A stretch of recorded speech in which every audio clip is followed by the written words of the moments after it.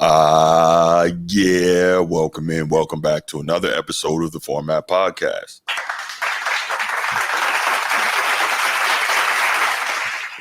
Yes. And you know what time it is. You see my main man, Ryan Langford. It's time to talk college football. And again, this is our Format Podcast official college football analyst, former Illinois Fighting Illini, former Indianapolis Colt, former Ottawa Red Black, former BC Lion, and former Saskatchewan Rough Rider, wide receiver and kick return specialist, collegiately and professional.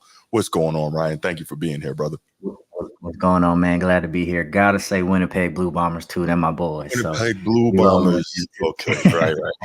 Did they win the Grey Cup last year? I think they were in it, right? Last year they were. Did not win it. So. Okay. Yeah. Don't believe Winnipeg they won Blue it. Bombers. I always manage to forget them. All right. So good to see you here, Ryan.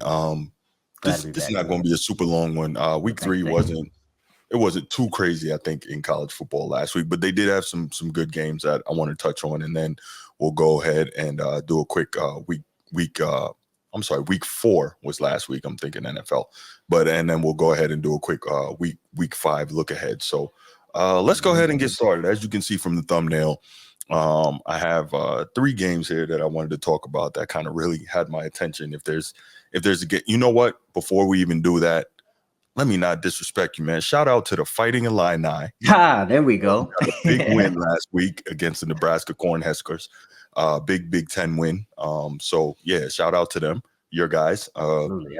They rolling. They're looking good. We'll get on. Yeah, we'll talk about absolutely. Them later. Yeah, we sure will.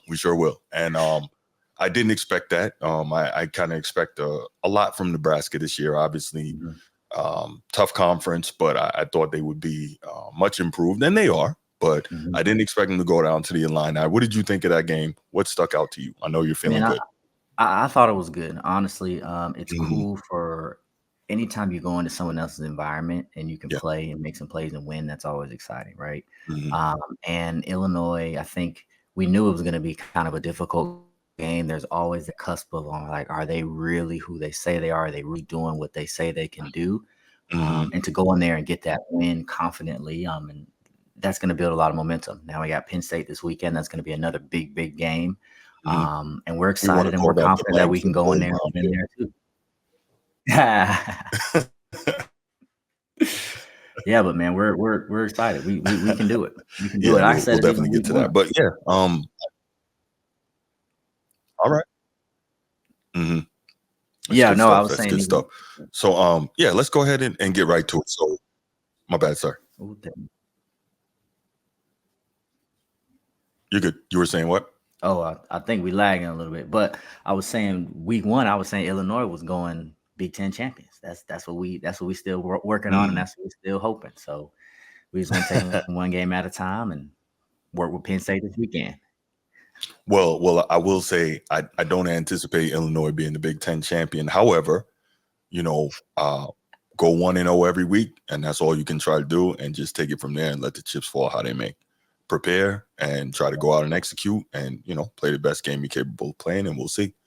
I don't think Illinois' schedule is actually too crazy this year, so we'll see.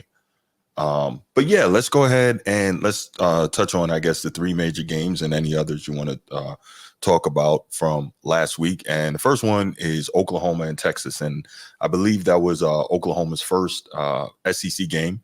And so not Oklahoma and Texas, I'm sorry, Oklahoma and Tennessee. That was their first SEC game, and Tennessee had been lighting it up to that point. And so obviously Tennessee comes out on top 25-15. But what I want to say is I'm really impressed with what Brent Venables did with that defense, really had them flying around, playing aggressive, and did a pretty decent job of containing a pretty potent Tennessee offense. I think a big part of that, though, if we're honest, is Jeff Lebby used to be the OC under Josh Heupel at UCF, so they're running the same system. So obviously, Oklahoma's defense has had an opportunity to practice against this scheme day in and day out. So that was good stuff. But, again, Tennessee comes away with the win. Jackson Arnold, Oklahoma's 5-star quarterback they were so high on, ends up getting benched. Michael Hawkins Jr., true freshman, comes in and still wasn't enough. Late touchdown gets it done. But yeah, what were your thoughts on that? Yeah, I mean it's tough. I was hoping Oklahoma was gonna put up a little bit, not more of a fight, but kind of finish some drives. I mean, when you're looking back at the Mhm. game, they were driving down, punting the ball, having some turnovers, Yeah, having some interceptions, and anytime yeah, that a quarterback gets pulled, that can really just either yeah. alter things in a great way or really have things plummet in the other direction. So, Right. and I think that's what kind of happened when they really couldn't get anything going, and Mhm. Tennessee was able to capitalize and get the win. Absolutely. Yeah, Oklahoma, I'm looking here. Obviously, Jackson Arnold threw the one pick, so that's one turnover.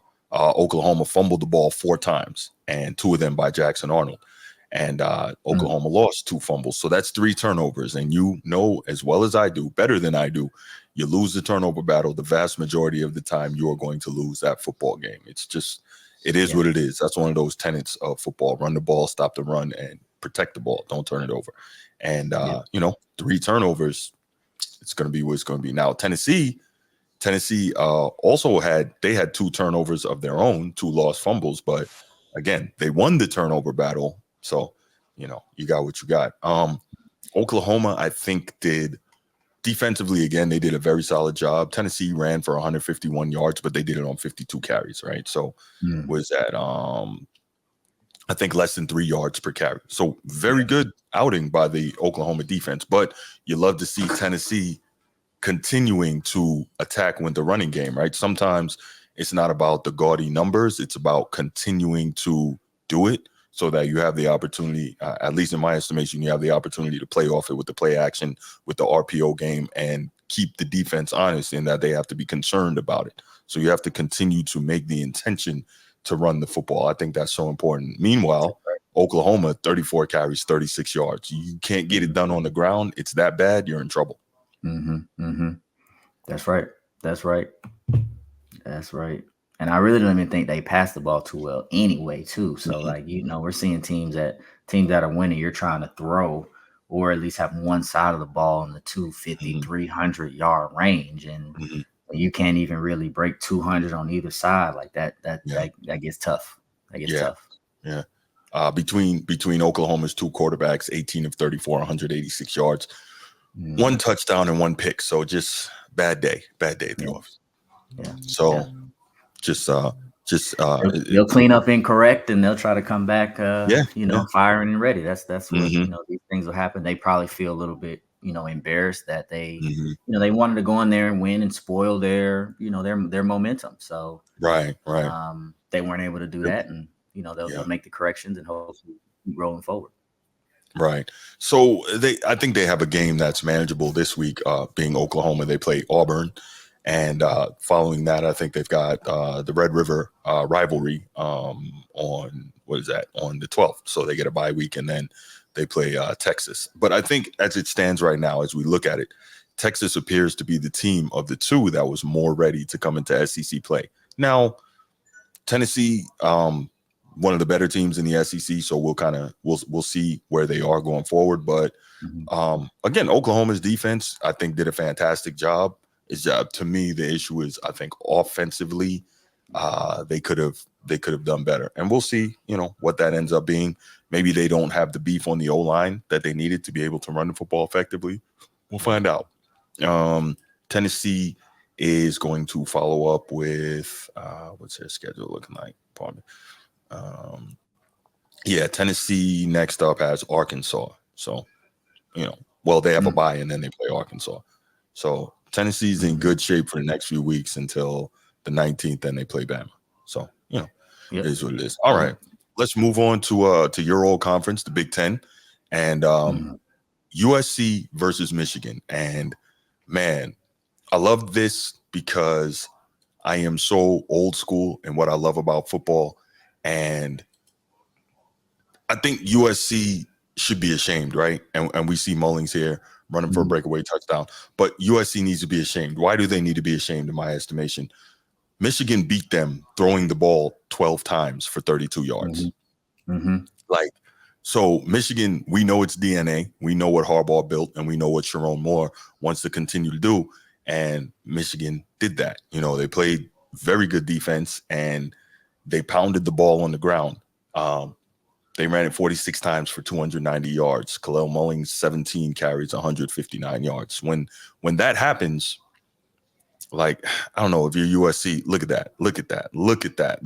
Yeah. I mean, don't get me wrong. USC's defense is much improved this year, or so it seems early. But when that right there is demoralizing, when you see guys that are just going to continue to run the football and you can't stop it, that's got to hurt, man. Yeah. Your thoughts on this game? Yeah, that hurts. That hurts, and that hurts from a defensive perspective of like, man, we can't stop these. Like we can't stop them. They're running through us, and then they're getting energy, they're getting momentum. That stuff breaks them down. And from Michigan's perspective, I think they are, even though they won, are a little disappointed in how their offense performed. I mean, I think Yeah. they ran the ball well and playmakers made Hmm. plays, but they're like, hey, we got to be able to throw the ball too, because if we can't run the ball, we're in trouble. But Yeah. luckily they were able to do what they were able to do and get the win, and they'll make those corrections. But like you said, Hmm. only throwing for less than 40 yards in a Yeah. collegiate game is unacceptable. And hopefully they can make those changes and be ready, because if it's a team that is able to take away the run, or more of a Right. back and forth kind of game, they would Hmm. have been in trouble. Yeah, I agree. But what I will say though, they were up big early. I think Yeah. up by about 17 points or so. USC didn't roll over. USC of last year would have rolled over and that game would have gotten out of hand. But they fought back and they continued to fight and battle. And Miller Moss, 28 for 51, 283 yards, 3 touchdowns, 1 pick. And that unfortunately that pick was a pick six. Uh, Mm. yeah, by Will Johnson, one of the best corners in the country. And so you look at that and you Hmm. say, okay, yeah, it was bad that they allowed themselves to be bludgeoned in the run game that way. However, you can also say, all right, well, this is something we can build on. Like we didn't roll over Yeah. when the game got tough and when they got physical with us. So there are things that you can build on if you're USC. Absolutely. Absolutely. Absolutely. And that's something that all great coaches will find a way to harp on that, drive that point home, and use that as motivation, or, board tape, for next Hmm. week to kind of get them rolling. So You know, I agree with that. yeah, kind of maybe tell them, hey, listen, we were right there at the end of this game. We could have won it if we didn't let it get away from us early. We have a very legitimate chance to go into a very daunting environment against the defending national champions and beat them. Hmm. So, yeah, I don't think you necessarily Hmm. have to hang your head too much if you're Lincoln Riley and if you're USC. Now, if you're Danton Lynn, the defensive coordinator, you're upset that again you gave all that up on the ground and they didn't even have to throw it. Right. But at the same time, I think you can look at it and say, all right, well, we got stuff to build on. Right. All I right. agree. And third game I wanted to talk about here was Colorado and Baylor. Mm. And one, Baylor's not that good. Okay. Hmm. So be it. But Colorado is now 3-1 for the second year in a Hmm. row. We'll see where Hmm. they go from here. But um, this game, I don't think it should have been 38-31 in overtime, right? Colorado, Hmm. again, difficulty in the front, difficulty running the ball, difficulty stopping the run. Yeah. Shadur Sanders has to be the do everything guy. And he's doing it, 25 of 41, 341 yards, 2 touchdowns. He's doing it.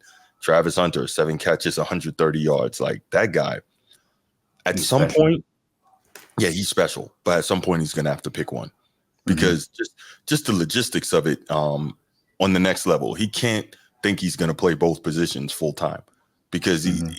you have to take more time to dedicate to your craft, whether it's at wide receiver or at corner, Hmm. whichever one it is you pick on the next level. Also, you can't be in the meetings at the same time, right? You can't be in the wide receiver room and be in the defensive backs room at the same time. So he's gonna have to figure out which one it is and go ahead and excel at that.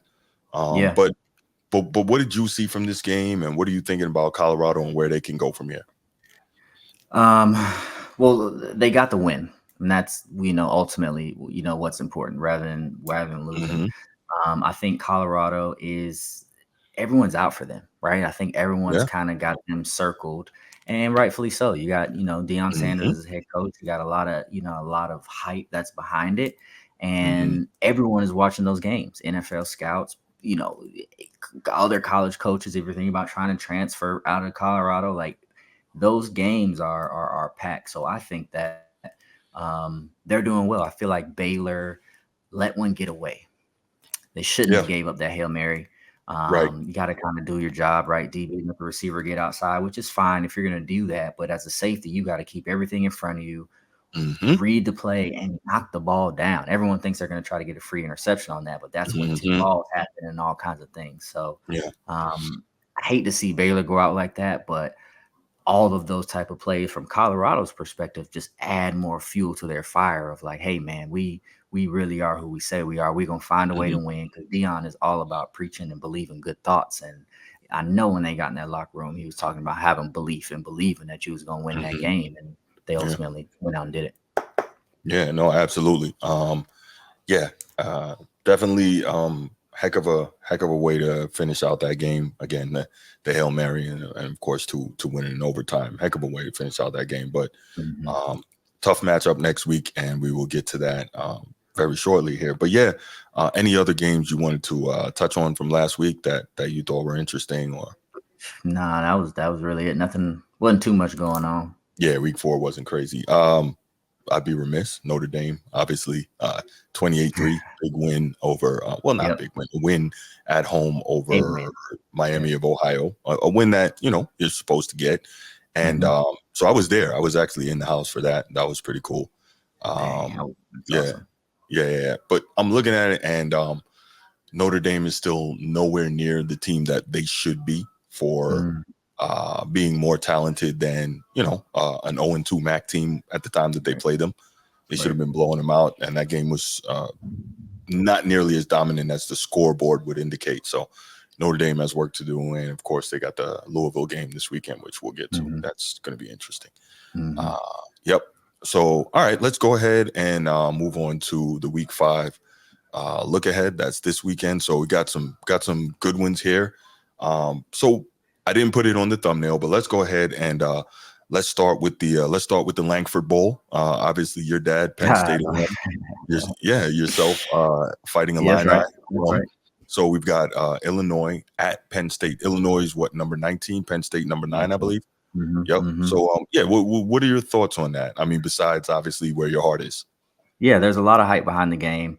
Penn State is gonna have to play a complete game, honestly, Hmm. because Illinois has got enough fire behind them and confidence behind them that they feel like they can go in there and win any type of game. So I believe it's really going to come out who comes out and starts out fast and Hmm. just does the things that they're supposed to do.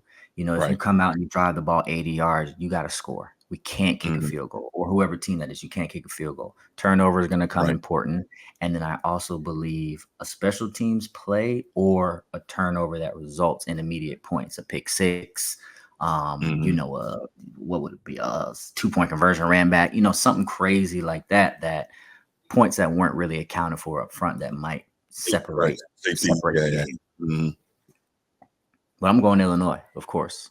Illinois will win. They'll go in. Hmm. It will be a whiteout. It's going to be a tough game. It's going Of to be a course. tough game. It's going to be loud. It's going to be competitive. It's going to be Okay. chippy. And guys are going to Yeah. have to be mentally Hmm. sharp because in these type of games, penalties can make or break a game. Who gives up the most amount of free yards, shortening the play and shortening the field for the opposing team. But Illinois will Hmm. win this weekend in Okay. Happy Well, Valley. so I haven't looked at Penn State's schedule so far yet, but I don't think they've had a tough game yet. Drew Eller, he looks better this year than he was last year. Completing 70% of his passes, 729 yards Mhm. through three games so far. And he's doing his thing. Nick Singleton, 314 yards. So that is a guy you definitely need to watch out for on the ground. One of the better running backs. This guy is averaging 8.5 yards a carry, so be prepared for that. But Yeah. yeah, this one is going to be tough because this is a team that generally plays outstanding defense, especially at home. That whiteout Yes. environment, you've been there. It's going to be loud. It's going to be Yep. insane. So your guys, they're going to have to be prepared to go in there and win. What do you think, if you could call out maybe an X factor of this game, do you have one that you think could lead to the upset? Oh man. Um, it's gonna come down to offense and defensive line. Okay. I think Like that's most games do, really right? what is gonna come down to because I Hmm. think skill position wise, we can Mhm. compete. We got great Okay. receivers. We got great defensive backs. Quarterbacks are both good Mhm. decision makers. We can run the ball well different ways. If it's Mhm. bringing in a power back or doing type of speed stuff, we know Penn State can run the ball well.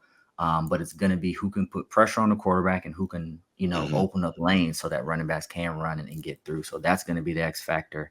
And Okay. kickers might come into play too.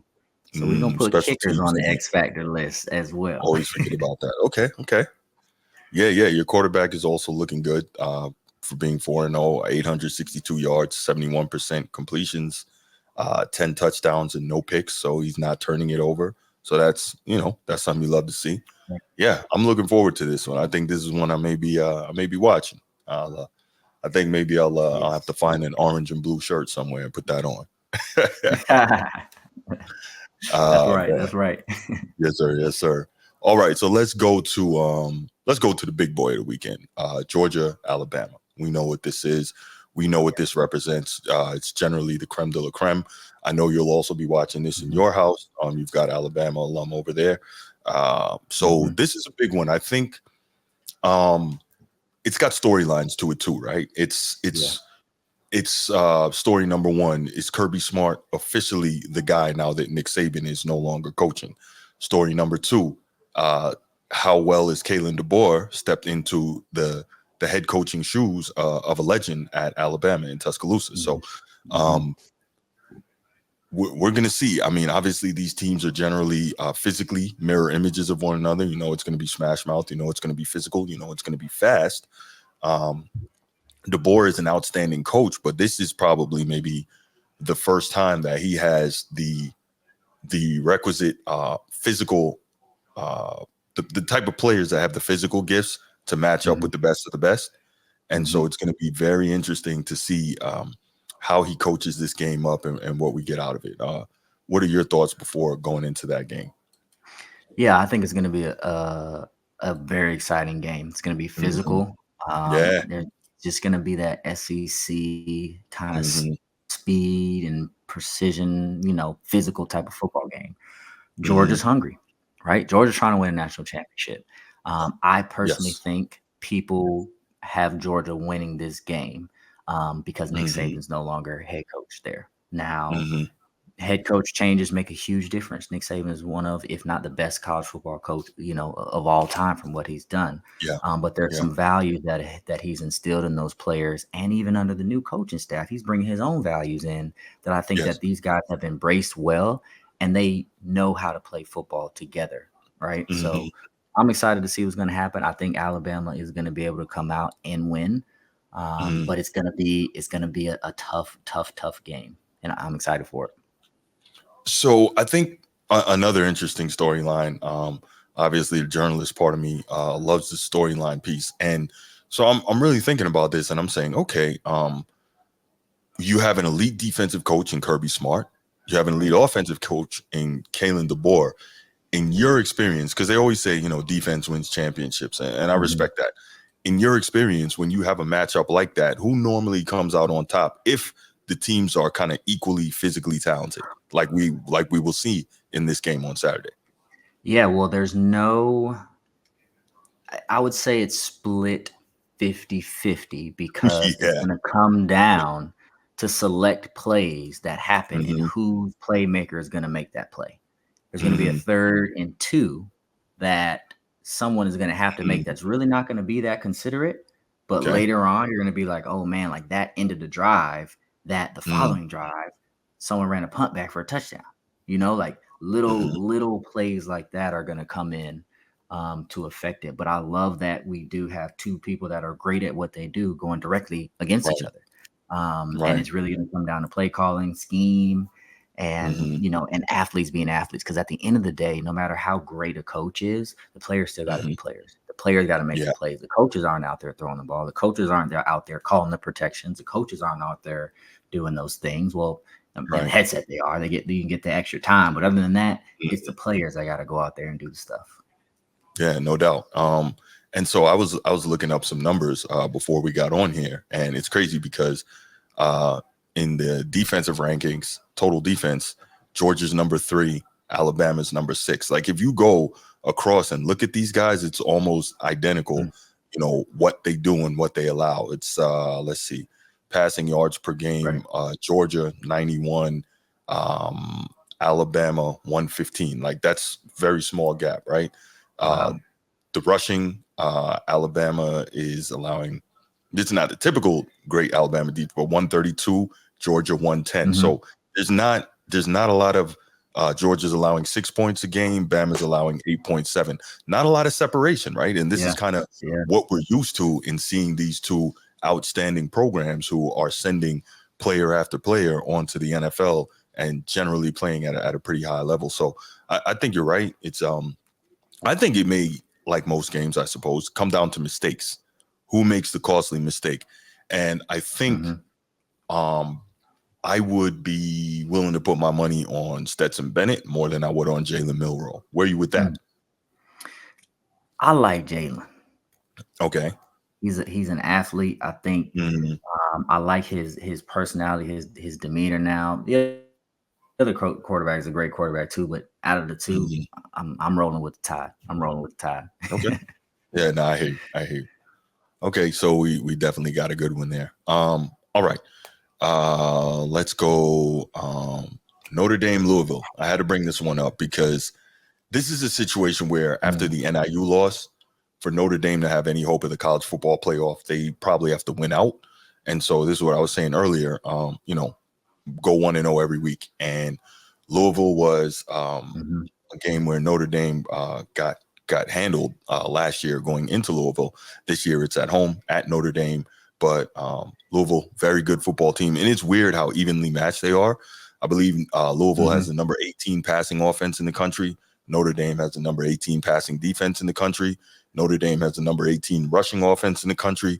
Louisville has the number 18 rushing defense in the country. So it's yeah, really weird how this all matches up.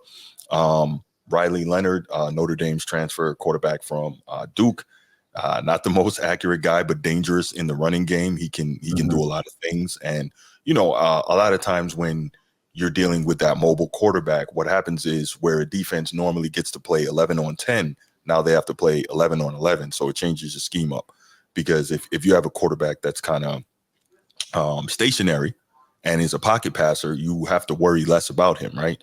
You don't have to necessarily mhm, dedicate resources like a spy or anything like that to keep him from being a playmaker outside of structure.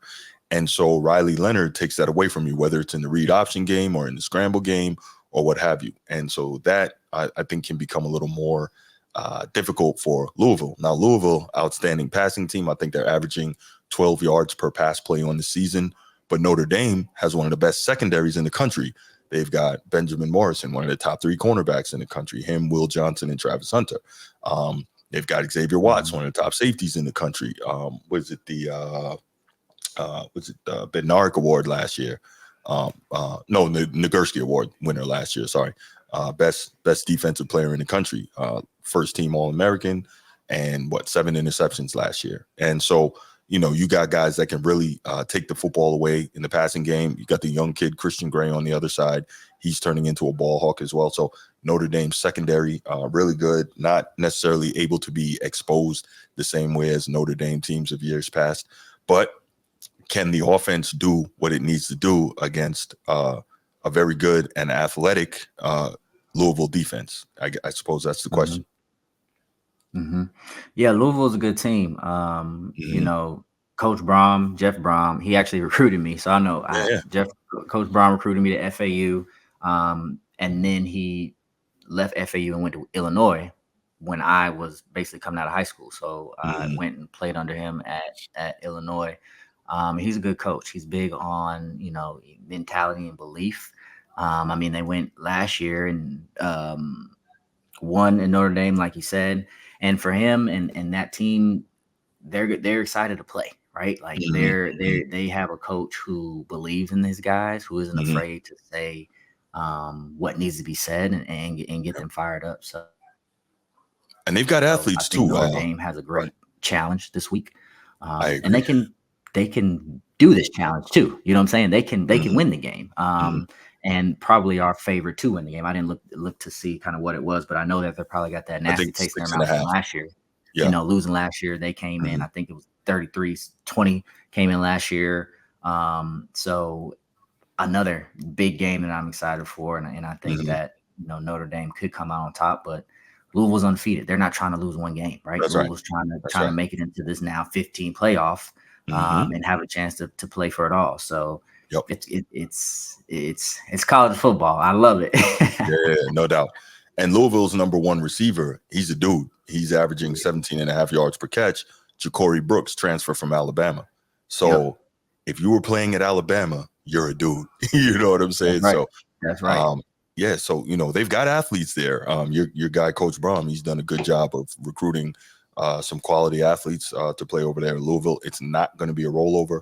Notre Dame Mm-mm. better be prepared. Offensive coordinator Mike Denbrock better be prepared, as well as defensive coordinator Al Golden, and of course Marcus Freeman needs to manage the game properly from that head coaching perspective. So yeah, it's Notre Dame simply cannot afford to lose this game if they have any hope of making the college football playoff. And realistically, with the playoff expanded to 12 teams, this is year 3. If they don't make it, Freeman's job could be in jeopardy. So we got to think about that as well.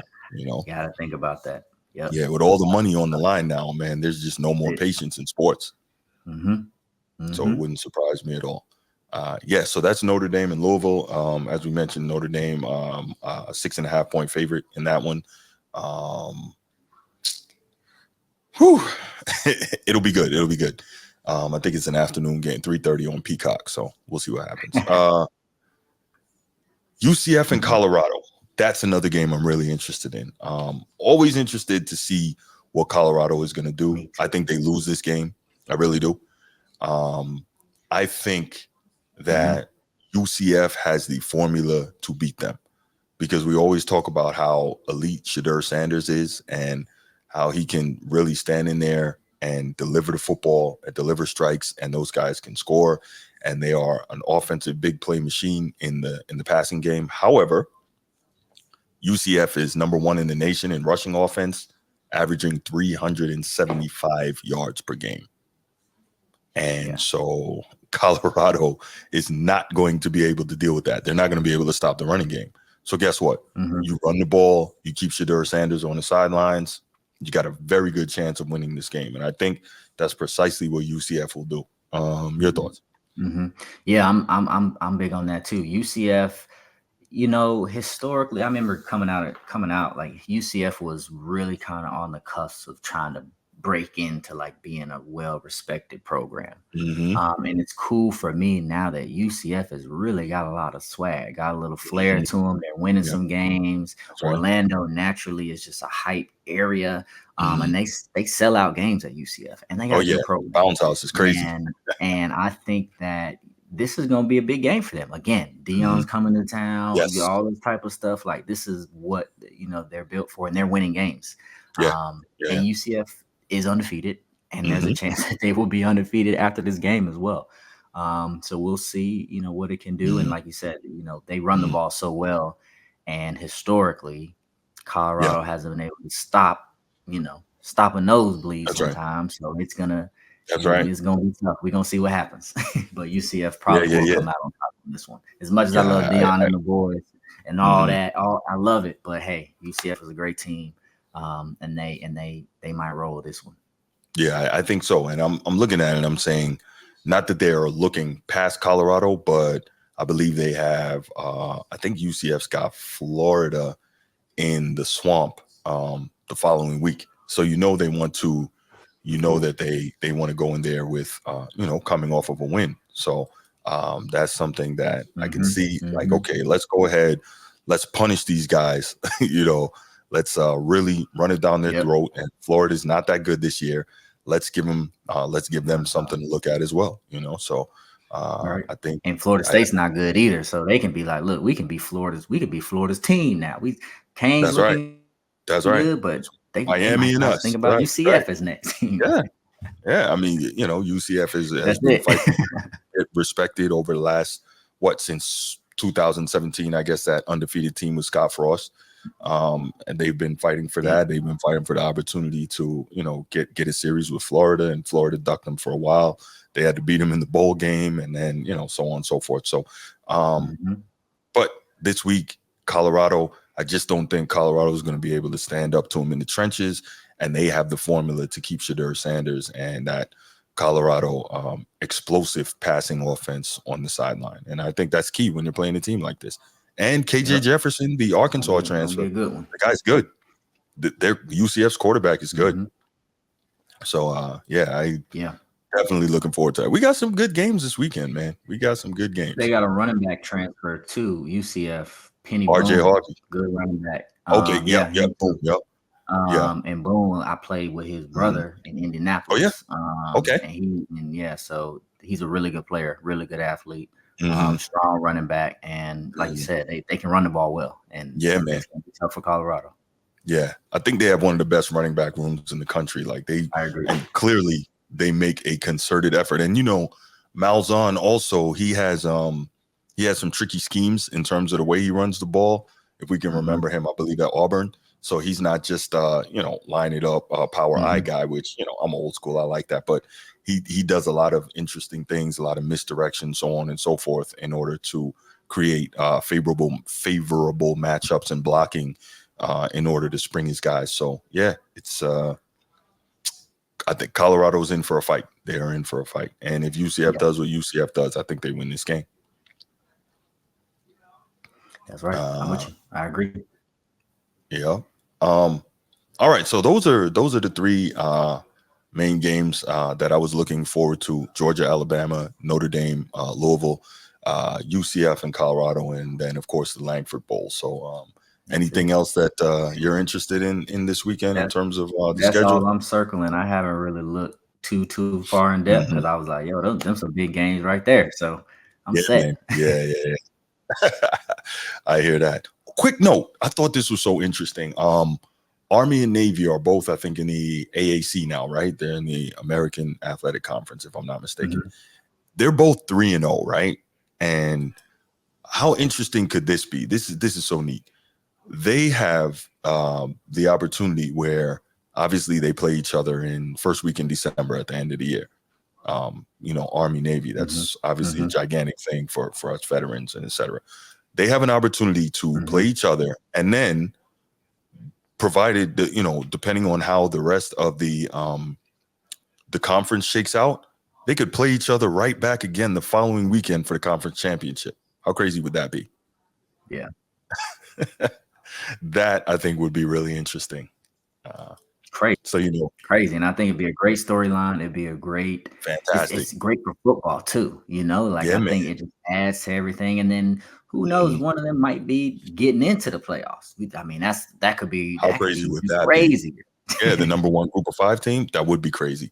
But I would love to see it just so I could watch Army beat up on Navy twice in a row. Go Army, beat Navy always. But yeah, so I thought that was a pretty cool thing when I found out about it. So Yeah, that is cool. I didn't know about yeah. that. That's cool. All right, Ryan. Well, man, that's about it. Again, we got a good weekend of college football coming up. You stay safe out there, man. If anyone out there is listening is in the path of Hurricane Helen, make sure you stay safe and just try to take care of you and yours as Ryan and myself are. And always appreciate you coming on to kick it with me and talk college football, man. Always. Thank you, sir. Glad to be here. No doubt. So we'll be back with you guys next week to talk more college football and break down the results of these games we were looking forward to. And then, of course, a look ahead for the following week 6. So, we'll do that. And, of course, I'll be back here with my guys Saturday night, providing I have power, providing a hurricane doesn't knock out my power. But I should be back here with you guys Saturday night doing our usual Saturday night show. So, we're out. Peace.